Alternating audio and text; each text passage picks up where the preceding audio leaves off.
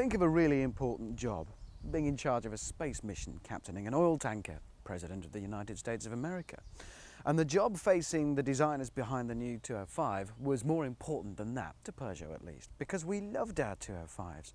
Okay, historically, if you look at it, it wasn't actually until the arrival of the GTI versions that we really took it to heart. But when we did, boy did we, it became an obsession. We love our 205, so the 206 was going to be a very important car and quite a crucial task in redesigning it. That makes it all the more remarkable then that Peugeot took the decision to do it in-house. They didn't commission Pininfarina as they had in the past for the 205, for instance. And the result of that is this. And it's immediately obvious that this is no Pininfarina styled car. Where the 205 was clean, sharp and uncluttered, this is fussy. The front end treatment, though aggressive and good looking, it's got a bit of an overbite and a bit of a saggy bottom lip. And all these lumps and bulges over the car, for instance, leading up to the wing mirror, the kicked out sills and around the rear end. And the rear end particularly, well, if you ask me, I think it's got a bit of a fat bottom. But there are some nice touches around that lumpy pumpy body. For instance this, to protect it in a crash.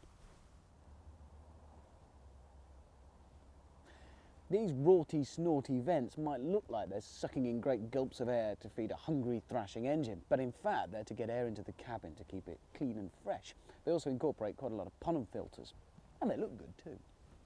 It seems that historically the UK has been seen pretty much as second best when it comes to manufacturing for Peugeot. This is the first time that a new car is going to start being built in this country at the same time as they start to build it in France. So for the Wrighton plant near Coventry, where they used to build the likes of Humbers and Talbot Solaras and Talbot Horizons and other such delights, it's pretty important, particularly when you realise the crucial nature of the 206 to Peugeot. But they didn't win the contract to build this car without a great deal of hard work.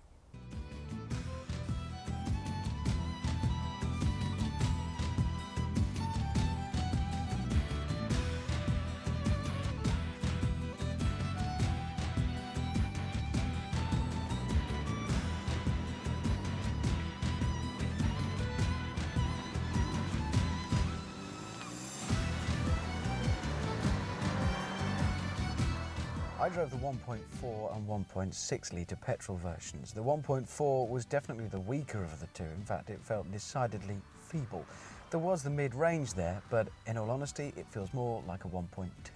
The 1.6 was stronger with, again, more mid-range. It is an 8-valver, quite a drivable engine and quite useful around town, but certainly not something you'd ever expect to press on with, and certainly not something that is ever going to rev past about 4,500.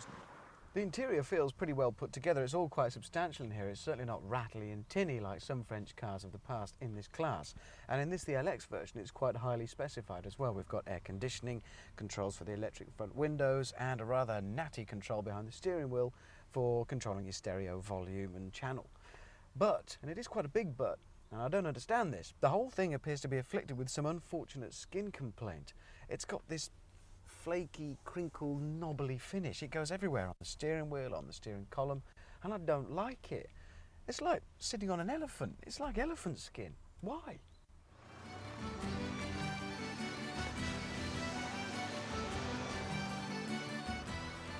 The 205 was the epitome of French motoring. That kind of charming but unassuming, rugged utilitarianism, almost an agricultural prospect.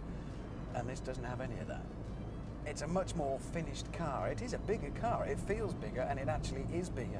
It's quite a lot heavier as well, so over the bumps the suspension will iron out and soak up a lot more of the indentations and bumps in the road. It feels like you are driving a car a class larger. The engines are available. There's a 1.1, a 1.4 and a 1.6 petrol, and this, the diesel. All the petrol engines are pretty unassuming, pretty unremarkable. They're 8-valve, there's no multi-valve configurations, there's nothing particularly exciting about them. That said, there's nothing wrong with them, but you certainly aren't going to leap out of the 1.4 and imagine, great, here's something really special. There's plenty of mid-range torque, as you'd expect from a small capacity 8-valve petrol engine. The diesel, as you'd expect from Peugeot, is quite a reasonable thing, but again, nothing desperately exciting. And overall, as a drive, there's nothing desperately exciting. It handles reasonably well, it goes through the corners quite nicely. If anything, it tends to drop off as you push it in terms of speed, but then these are not going to be thrashed. They're not boy racers, certainly not until we get the GTI, and then we'll have to see what the suspension setup is going to be like. The 1.6 petrol is slightly different suspension in that it is dialed in to be a little bit harder, partly to cope with the extra weight of the engine, of course. But you're not going to push this too hard through the corners. That said, there are no little interesting Freiheits to enjoy and play with in the driving, but that also means it's got no odd quirks to catch you out. You're never going to leap out of driving this car, run into the pub and tell your mates what a fantastic thing it is to run around in. It's not an exciting drive. It is, however, very good at getting you from A to B, very good at getting an awful lot of stuff, including people, into what is only a small car. But it ain't no 205.